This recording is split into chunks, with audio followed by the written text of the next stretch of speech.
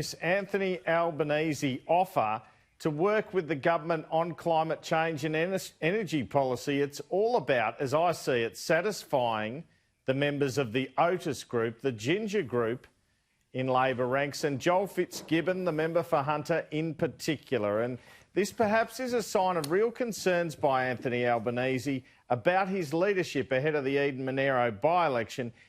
It might also show you that the polling in Eden Monaro is not all one way in terms of climate change, despite the bushfires. In October last year, Joel Fitzgibbon, influential frontbencher in the New South Wales right, gave a speech in which he called on Labor to agree to the government's 2030 climate change target in a bid to neutralise the issue. What would be the outcome? Think about this. If Labor offered a political settlement and simply made 28% the target for 2030, the focus would then be on them, on the government. No distraction. Prime Minister, are you on track to meet your 28% target, and can you show us what the pathway is there? And you can only avoid that question so many times if the other distraction is removed, and my view is he'd be forced to act. The push for bipartisanship to attempt to neutralise the issue. So from there, Joel Fitzgibbon, Don Farrell, other members of the right faction, they set up the Otis group. They began to meet at the Otis restaurant in Kingston and Canberra and advocate for Labor to still back coal. Amid this pressure, Albanese said he would not commit to a 2030 target on emissions reduction, but committed to zero net emissions by 2050, which he argues the states are committed to. Now, today he backs down further, saying Labor will not call for a return of the National Energy Guarantee or clean energy target. He's calling for a bipartisan energy policy. Good luck with that. Here is what Anthony Albanese said about coal-fired power in February, which might have kicked along the Otis group. What Labor wants to see is investment in clean energy. I don't think there is a place for new coal-fired power plants in Australia. Full stop. So he writes this letter to Scott Morrison outlining what I've just said and backing carbon capture and storage, dumping those energy targets. It went through shadow cabinet without opposition, but in some ways it certainly mimics what Fitzgibbon called for with bipartisanship. Fitzgibbon, he's been like a dog with a bone with this issue since the election, when he nearly lost his Hunter seat and the party lost all those seats in Queensland because of Adani.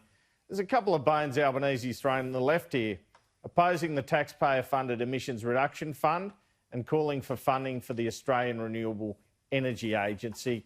The government, for its part, its argument will be that Albanese, if he's opposed to the taxpayer-funded Emission Reduction Fund and you still want to meet their targets, you must be after some other mechanism, such as a renewable energy target, which he spoke he was involved with under Kevin Rudd there, or a carbon price. He was asked about a carbon price at that press club address. Kieran? The thing about where we were in 2007, and indeed that policy was written under Kim Beazley, is that renewables at that time needed support in terms of a market-based mechanism.